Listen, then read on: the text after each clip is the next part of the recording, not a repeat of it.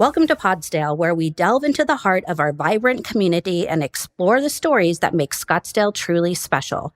I'm your host, Holly Walter, from the city's Office of Communication. Whether you're a city employee, a longtime resident, or a newcomer eager to discover what makes Scottsdale tick, I'm happy to have you listening. But before we dive in, don't forget to hit that subscribe button so you never miss an episode. In our previous episode, we talked about Blue Zone's project, Scottsdale. And just as a reminder, it talks about global life expectancy averages to be about 71.4 years. So that means, of course, that some part of the world see much shorter lifespans while others enjoy far greater longevity. And of course, here in Scottsdale, we want to be on that far greater side. We are kicking off a project here in the city. We talked about how you can make for better living as part of this project. It helps our residents make healthy choices that are easier for your live, your work, your play, everything else that you do. And today we thought we'd focus on our Scottsdale Senior Centers and the services that we provide through those programs. So we have two guests with us today that I would like to introduce. First, we have Operations Supervisor Jessica Rapp, and she's oversees both of the senior centers, as well as Human Services Supervisor Jennifer Murphy. Welcome to both of you. Thank you. Thank you, Holly. Now, just as a little background on both of our guests, they are both longtime city employees and also found out they both grew up in Scottsdale. So what is it like serving the community in the same city that you grew up in? I absolutely love Scottsdale. I think it's the greatest city in the world. I loved growing up here, and I absolutely love serving the citizens of Scottsdale. It's a privilege. Yeah, same here. Scottsdale is my home, and it's so nice to serve the community that I grew up in and see familiar faces. And serving with the city of Scottsdale has really been a blessing for me. And Jessica, I know that you've also served in other areas of the city within parks and recreation. What drew you to the senior centers? Sure. So I started my career with the city at Paiute Neighborhood Center in the after-school programs as a part-time rec leader. And then I transferred to the senior centers where I worked for about 12 years. And then I got a promotion at Vista del Camino. I went over there for 3 years, and then I went to the parks and recreation side. And after leaving senior services, I just felt a calling to go back because I feel I was there for 12 years before, and I feel like that's really close to my heart is serving the senior community and bringing a lot of opportunities to their life. And it's just so nice to be able to provide a place for them to come and recreate and have connections. And Jennifer, can you share some of your background with the city as well? Yes, I've been with the city going on 20 years in April, and all of my career with the city has been with the senior centers. I spent the first 13 years, actually I started at the Civic Center Senior Center, and then once Granite Reef was built in, I think it was 2006, moved over there, and then after 13 years, I was promoted to supervisor position up at the Via Linda Senior Center. And now I get the opportunity to oversee the social services program at both of the senior centers. It's exciting that we have leaders in our senior centers who've been with the city for so long, are very familiar with our community and love what you do. So I'm going to read the definition that we have on our city website to describe the Scottsdale Senior Services programs. You provide an integrated system of services, resources, and opportunities to help people improve their lives, neighborhoods, and community through recreation, social services, health, and wellness services. That's a lot. Let's talk specifically about some of the programming and the recreation provided through the senior centers. Jessica, can you give us an overview of that? Sure. So I'll start with our daily activities and senior programming that we do. Some examples of that are we have a daily lunch program at Granite Reef Senior Center, and we have a lunch program at Via Linda twice a week. And so that's a congregate meal program that we work with TCAA, which is another community agency in the community. They come in and serve the lunches, and that's a good way for seniors, like their first stop, if they've never been at the senior center before, to come try the lunches and meet new people and start their socialization there. We also have fitness classes. We work closely with Parks and Recreation's Leisure Education Department, and they host their classes at both of our centers. And those classes include things like yoga, Zumba, aerobics classes, various fitness classes like that, and then art classes, a wide array of those. And then we also have fitness centers at both senior centers. So I feel like with all of those activities, those keep the seniors busy throughout the week. And then we also have special events that we run through the Senior Services sponsorship program. So we have sponsors in the community that we're able to fund our special events. We have at least one per month. Our signature events are the Senior Expo and the Arts and Crafts Fair. And then we also have things like the Senior Talent Show, which we call the Entertainment Extravaganza, which is really fun because we have about 20 acts usually, and they're up there tap dancing and performing for all their family and friends in the community. And then we have things like the ice cream social, and we just had the holiday luncheon where we had Santa and Mrs. Claus come in, and it just brings a sense of purpose and gets everybody in the spirit, and they're able to connect. I've been to several of those events, and they are a lot of fun, and it's amazing the amount of talent we have within the city, too, among our seniors. Are there any requirements for someone to participate in a program or visit the senior center? So, yes, a lot of our programs, like the recreation classes, they'll have to sign up and register for. At the fitness center, the same thing. All of our information is found on our website, and then also in the Scottsdale Life brochure that's published quarterly. But things like drop-ins, like if they want to just come play billiards at our senior centers, we have billiard rooms there. They could just drop in. It's free play. If they want a room to play cards or chess, that doesn't cost anything. So there's a variety of things that are free and a variety of things that you have to register and pay for. Okay. And Jennifer, can you share some information about the social services that we provide to seniors through our centers and what resources we have available? Absolutely. In social services, we try to meet all the social service needs that a person would have, and that may include Social Security information, Medicare. If they're struggling financially, we have programs that can possibly help them with that. It's an array of services that we provide. We can assist with some moving assistance. We have a dental grant, if they qualify for that we can help with some dental care. And we also contract with Jewish Family and Children's Services to provide some counseling if somebody would want some individual counseling. So it's an array of services. It's hard to pinpoint because we never know. There's lots of things we help with that aren't necessarily defined. Right. If there's a need that you discover, you try to assist that person. Absolutely. I know you were really busy during the pandemic and Absolutely. still providing services. In fact, we do assist those who can't even make it over to our senior centers in some ways, correct? Yes, we do home visits when somebody can't get to us. We do that, yes. We love having people at the senior centers, though, and I know we've talked about connection and the importance of connection. Can you share more information about some of the support social groups available? Absolutely. We have a variety of support groups. We try to meet all the needs. We have low vision support group. We have a caregiver support group for those experiencing a dementia or Alzheimer's.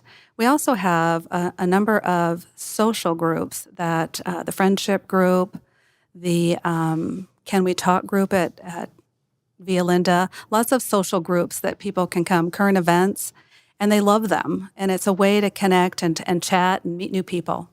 Now, how do you feel the services provided lend themselves to what we're doing with the Blue Zones Project, Scottsdale? Well, I've said this before. I think our senior center set the gold standard. We have the leisure education programming, special events, and social services all under one roof. And we attempt to meet all the needs of those that come through our doors. And I think with all those programs in place, I think we're meeting the connectivity. We're addressing the meals, healthy meals. We're I think we're addressing a lot of those issues. And I know Jessica had a great story about a resident who visits the senior center frequently for that socialization. Can you talk about him, Jessica? Sure. So this past year, in the last couple months, one of my staff members came to me and she said, "You'll never believe it. There's a guy that plays chess and he's going to turn 100. Can we get him a cake and celebrate his birthday while he's here playing chess?" And I said, "Oh, yes, of course." So I went down, and I had never met Fred personally. I had seen him around, and we got him a cake, and the chess players sang him happy birthday and took pictures and all the fun stuff. And then afterwards, I stopped Fred and I introduced myself, and I said, "Fred, what's your secret?" I said, "I can't believe it. You don't look 100." And he doesn't. He walks around. He's mobile. Like, he doesn't have a walker, a cane. I would never guess he was 100, maybe 85. And he said, "Well, I meditate every day. I don't eat meat, and I come and play chess weekly." So he gets the connection with his chess players. And I think that kind of ties into the Blue Zone's mission. I know that they don't strictly say don't eat meat, but they recommend that. And they recommend the meditation and just being in tune with all of that and being involved in the community and having connections. So I thought Fred was a great example for that. And it does show that certified Blue Zone communities do have populations with greater well-being, improved health outcomes, which reduces medical costs and supports our community as a whole. And that's a great example because it's really about supporting a healthy lifestyle, and it's great to hear that example. What would you say is your favorite thing about working with our city's seniors and working in the senior centers? I think the best thing about working at the senior centers are the seniors. You know, we get so caught up in our day-to-day of getting things done, but when I go out to the front desk and I just take a walk around the center, you know, I see all their friendly faces, we catch up, and it's just so nice to be able to build the relationships with the seniors. I would say the senior centers are a second home to many of the folks that come through our doors. And we treat them like it's their second home. And I would say that for me, I get such joy when I know that I can help a senior that's struggling financially, when I find a program that they qualify for and we can help them so they can be sustainable in the community. That gives me a great, great joy. Now, if someone wants to become involved and support your efforts, what can a resident do if they're not a senior, for example? So we have some programs that we run out of the senior center, like Beat the Heat and Adopt a Senior. And if you're not familiar with those, the Beat the Heat program is during the summer, and we collect care packages and build them ourselves with donations from the community. And those include like hygiene items, water, various other things. Do you remember what else we have in there, Jennifer? Yeah, those goodie bags have snacks, water, Gatorade, those type of things. But more importantly, that program is an outreach program that we go out to the homes every summer. Scottsdale has a pretty hot summer, and we want to make sure that our seniors are well cared for in the summer. We want to make sure that they have a working air conditioner. We want to make sure that they have all their needs met in the middle of the summer.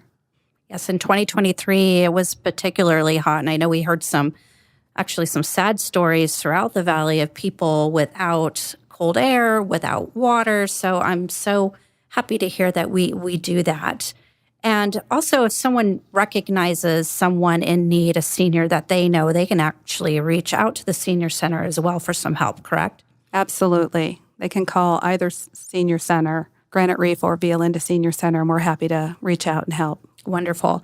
And we also have a new grant from Maricopa County that when we're talking about connection, another way for seniors to get together and have a good time. Can you share more about that, Jessica? Sure. So we just recently received a grant, the City of Scottsdale and Maricopa County. It's an IGA. And basically the goal of the grant was to help social isolation with the seniors after COVID and bringing them out to get them socialized again. And so we just started doing these trips. Basically, the grant is for funding for trips around the community and it provides funding for the transportation and then admission into various places. So the trips that we've done so far have been a holiday lights tour around the valley. So we were able to get transportation, a big charter bus, and take close to 50 seniors from each center around to look at holiday lights, and they all had a great time. And then just last night, we went to the Desert Botanical Garden for the Luminarias exhibit. And so the next ones we have planned are the Odyssey Aquarium, the Queen Creek Olive Mill. So it's not just trips in Scottsdale, it's around the valley, which is really important for the seniors to be able to get out and experience that. And it's all free of charge with this grant. That sounds like a lot of fun. Yeah. In addition to those trips, we have another component to that grant, and that is providing an educational program to our seniors, along with an emergency preparedness bag that was prepared and paid for by the grant. And in that emergency preparedness bag, we have a flashlight, information on where they would need to go. If we had another pandemic, what are the important numbers for people to know? It has antibacterial soap, gloves, a number of other things. It's an emergency preparedness kit. That's great. Now, do the senior centers have volunteers? Are there opportunities to volunteer? Yes, we have volunteers in various areas. So we have volunteers that run our discussion groups. Some of our volunteers help with our lunch programs. Then we also have like a wider or a bigger scale of volunteers for our bigger programs like Beat the Heat and Adopt a Senior. We work closely with Scottsdale Community Partners, which is a city partner. They have an active board that helps with all of those programs, and they are there with us, working alongside us during those programs. But we also have gift wrapping available for Adopt a Senior, or sorting the items that we put in the bags. We're always looking for volunteers, so if anybody's interested, they could always reach out to either senior center and we'll get them in touch with the right person. So a lot of opportunities to get involved, whether you're a volunteer or a participant. Any closing thoughts on the senior centers? Anything that people are surprised to learn about our senior centers? I think our senior centers are really, like I said earlier, the gold standard. And we get a lot of comments when people come, especially from out of town, and come visit us. They're really surprised at how vibrant and fun our senior centers both are. And so I would encourage anybody in the community that would love to come and we'll give them a tour, show them what we have to offer, and we welcome all through our doors. Jessica, Jennifer, thank you so much for joining us today and sharing information about Scottsdale Senior Centers. To learn more, visit scottsdaleaz.gov and search Senior Centers. And that's all for this episode of Podsdale.